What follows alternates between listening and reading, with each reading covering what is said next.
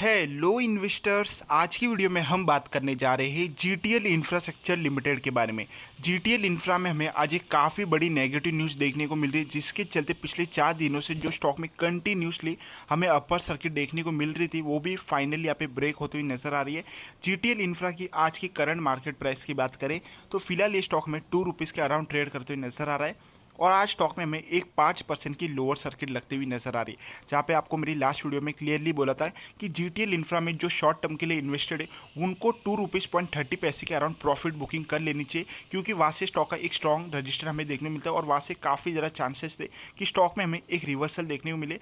और आज जो स्टॉक में हमें एक लोअर सर्किट देखने को मिल रही है, ये सिर्फ और सिर्फ एक जो नेगेटिव न्यूज़ हमें देखने को मिल रही है और एक जो सेलिंग प्रेशर है उसके चलते देखने को मिले। और जहाँ तक मेरा पॉइंट ऑफ व्यू, कल से आपको फिर से जीटीएल इंफ्रा में कंटिन्यूसली अपर सर्किट भी लगती हुई नजर आ सकती है।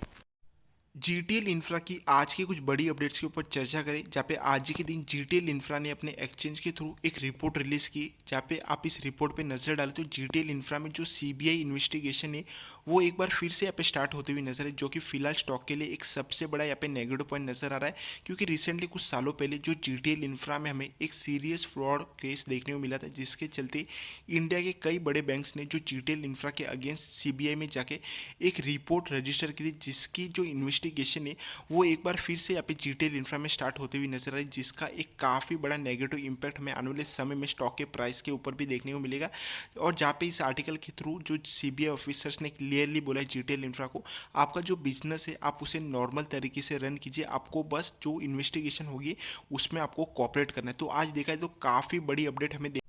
और जैसे कि आपको मैंने रिसेंटली बताया, जीटीएल इंफ्रा में जो सीबीआई इन्वेस्टिगेशन एक बार फिर से स्टार्ट होती हुई नजर आ रही है अगेंस्ट सीरियस फ्रॉड केस। और जो सीरियस फ्रॉड केस है उसके ऊपर थोड़ी चर्चा करें तो ये मैटर में 2016 का देखने को मिलता है, जहाँ पे जीटीएल इंफ्रा के ऊपर एक काफ़ी बड़ा आउटस्टैंडिंग लोन अराउंड 11,263 करोड़ का देखने को मिल रहा था और साथ ही कंपनी के ऊपर 7,200 करोड़ का एक काफ़ी बड़ा कर्ज भी देखने को मिला, जिससे जीटीएल इंफ्रा पे नहीं कर पा रहा था, जिसके चलते इंडिया के अराउंड 19 बैंक्स ने जीटीएल इंफ्रा का जो आउटस्टैंडिंग लोन और जो कर्ज था उसे यहाँ पे क्लियर कर दिया, जिसके बदले में जीटीएल इंफ्रा में इन बैंक्स ने अपनी होल्डिंग बना ली थ्रू इक्विटी। और अभी भी आप जाके नज़र डालो जीटीएल इंफ्रा के जो शेयर होल्डिंग पैटर्न पे, तो अभी भी इन बैंक्स की जो होल्डिंग अभी भी हमें नज़र आ रही है शेयर होल्डिंग पैटर्न पे। और आगे चल के ये हुआ कि जो बैंकों ने आगे चल के ये दावा किया कि अभी भी जीटीएल इंफ्रा से हमें 4,063 करोड़ का एक अमाउंट लेना बाकी है। और जीटीएल इंफ्रा में इसके आंसर में ये दावा किया कि जो इक्विटी इन्होंने बैंक्स को दिए उसमें कंपनी का जो आउटस्टैंडिंग लोन और जो जो डेप्ट है उसे वो 100% पेड कर चुके,